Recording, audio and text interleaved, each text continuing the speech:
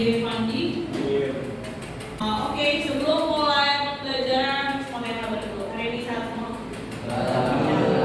Alhamdulillah semuanya sehat. Udah bosan belajar? Bosan. Kenapa bosan? Jangan tidur. Karena gini loh sebenarnya konsepnya. Kalau misalnya sekarang aja di umur yang semuda ini udah bosan belajar, kira-kira nanti semakin tua makin bosan belajar. Semangat. Jadi, better kamu capek belajar hari ini dibanding kamu mengisi di kemudian hari kenapa dulu nggak belajar, karena misal itu gak enak. Better capek di awal dibanding di akhir kamu ngos-ngosan belajar kesuksesan. Jadi hari ini kita akan belajar tentang masa kemerdekaan tahun 1945 sampai tahun 1950. Setelah di pertemuan sebelumnya kita belajar tentang apa aja? Pertemuan sebelumnya belajar tentang yang pertama kita belajar tentang proklamasi kemerdekaan, dimulai dari proses apa? Ya ada perhitungan Mas Deko, kemudian gagalnya pembacaan proklamasi di lapangan Ikada sampai harusnya berakhir di rumah siapa? Rumah Soekarno di Jalan Kebangsaan Timur nomor 56 Jakarta. Hari ini kita akan belajar tentang perkembangan politik Indonesia pada masa kemerdekaan, perkembangan ekonomi Indonesia pada masa kemerdekaan, dan kehidupan masyarakat Indonesia pada masa kemerdekaan. Nah, tujuan pembelajarannya adalah kamu bisa menelaah dan menguraikan hal-hal yang tadi secara tepat, dan kamu diminta untuk mempresentasikan hasil diskusi kamu mengenai perkembangan ekonomi, perkembangan politik, dan kehidupan masyarakat Indonesia pada masa kemerdekaan. Nah, jadi hari ini setelah presentasi ada tagihan tugas lagi. Jadi hari ini ada 3 penilaian. Yang pertama adalah diskusi kamu bersama teman-teman kelompok kamu, presentasi kamu, dan yang terakhir ada evaluasi secara mandiri. Jelas? Jelas. Sebelum simak video ini, silakan kita duduk sesuai dengan kelompok yang minggu lalu. Duduk sama kelompoknya dulu.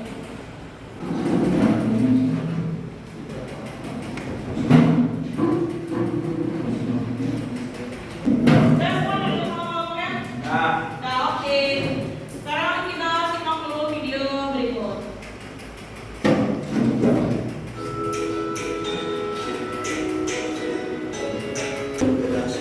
Pada tanggal 17 sampai 28 Desember 1962, pemerintah mendekati masyarakat Aceh untuk mengadakan musyawarah dan berhasil melakukan penyelesaian di jalan kami. Nah, sekarang silakan dibuka LKPD-nya. Apakah kita di silakan dilihat. Ya. Sampai sini ada yang mau tanya tentang apa yang sudah dilihat dari video tadi? Ada yang mau nanya? Ada yang mau nanya?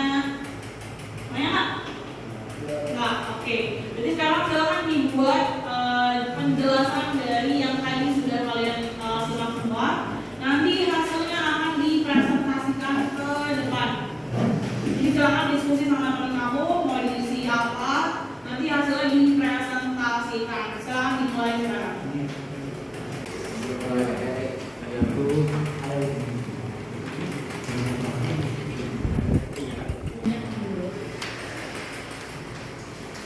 Semua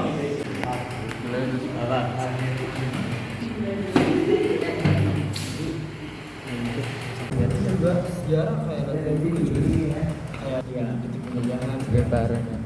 masa dibuka di kasar dulu enggak, walaupun mereka apa Inggris juga bisa aja sih ya.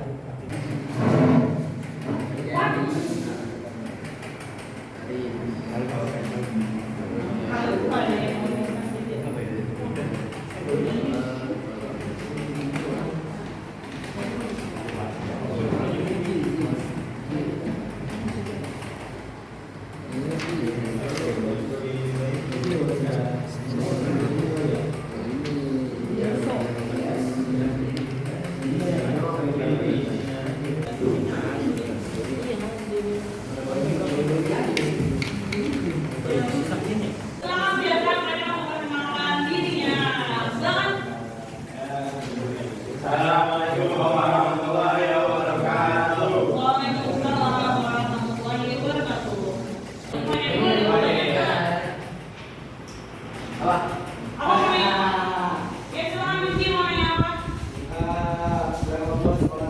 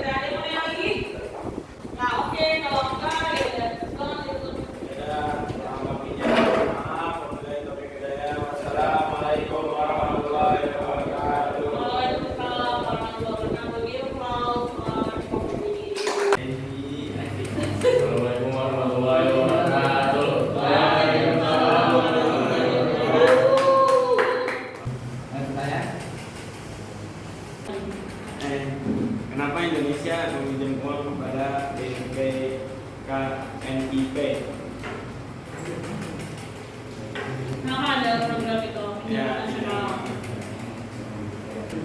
Ada yang bisa bantu jawabnya kenapa harus ada program pinjaman nasional?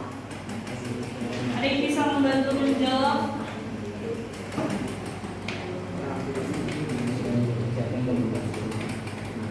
Ya, Ali bisa ikut jawab.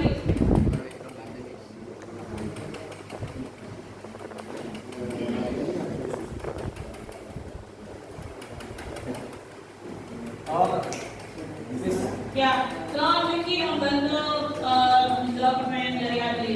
Karena pendapatan negara pada saat itu masih kecil dan pajak masih kecil dari pajak negara Indonesia masih dibilang di bawah standar. Ya, terus? Udah. Ada yang masih mau mengamati? Mungkin Faiz mau mengamati jawabannya.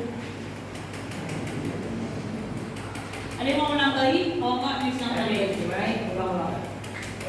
Karena pada saat itu pendapatan Indonesia sangat terbilang kecil karena baru terbentuk menjadi negara kesatuan. Jadi Indonesia nggak punya kas negara karena waktu itu negara itu belum terbentuk.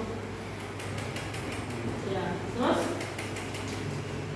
Jadi itu gara-gara digelokan dari gelokan laut oleh pemerintah Belanda yang membuat Indonesia nggak bisa ekspor tanah. Ya. Jadi nggak ada penghasilan. Oke, jawabannya betul. Jadi gini, Chris menambahi, jadi kenapa misalnya harus ada program pinjaman nasional? Karena pada saat itu pinjaman nasional dilakukan untuk supaya kas negara nih ada lagi terisi. Karena kan kita punya barang tapi nggak bisa ekspor karena ada blokade di laut. Otomatis untuk mengisi kas negara pada saat itu yang kosong, maka dilakukanlah program pinjaman nasional. Kayak gitu, jelas? Jelas. Ada lagi yang mau nanya? Nggak, oke. Kalau nggak kita enggak, sama juga kasih juga pondok itu dan Assalamualaikum warahmatullahi wabarakatuh.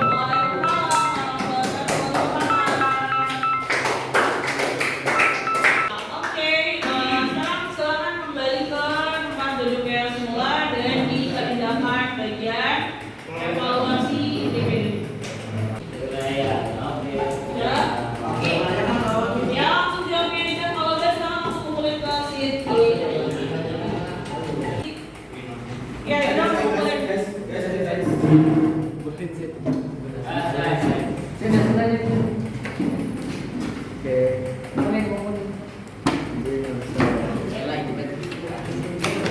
Yang baik kamu udah dilempar Wan.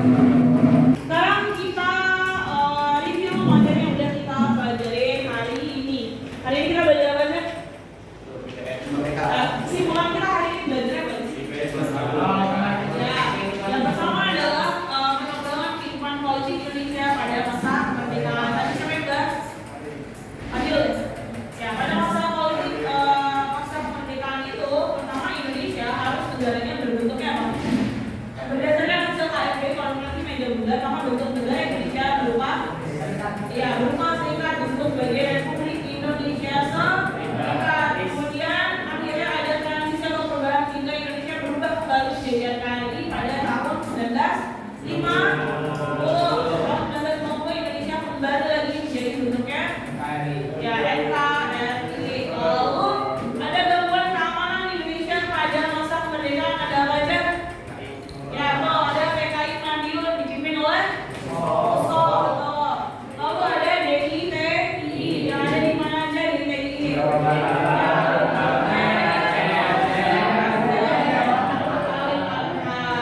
Oke, terus pada aspek ekonomi, perkembangan ekonomi Indonesia siapa tadi yang bahas? Ya, sama lain. Nah, pada masa perkembangan ekonomi Indonesia di masa kemerdekaan ada masalah yang muncul. Masalah yang pertama adalah pertamanya ada masalah apa dulu? Ya betul. Pertama adalah ada masalah inflasi. Sebabnya apa? Sebab inflasinya apa waktu itu? Karena mata uang yang beredar itu banyak banget kan. Ada mata uang Jepang, bahkan waktu itu Indonesia juga sudah ada. Ya ada di Java Bank. Hingga nilai uang yang keluar itu di luar dari kebutuhan masyarakat hingga nilai uang mengalami penurunan. Lalu yang kedua ada masalah blokade laut. Indonesia diblokade lautnya sama siapa? Ya, diblokade oleh Belanda sehingga pada saat itu Indonesia mengalami krisis kebudayaan.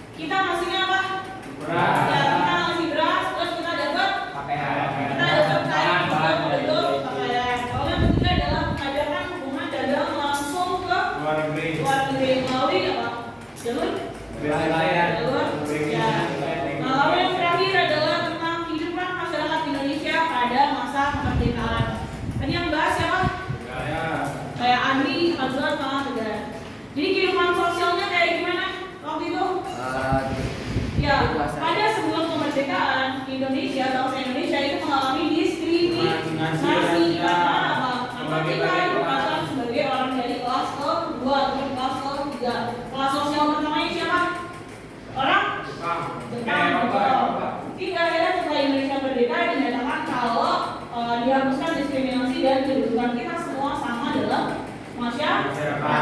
Sampai sini jelas?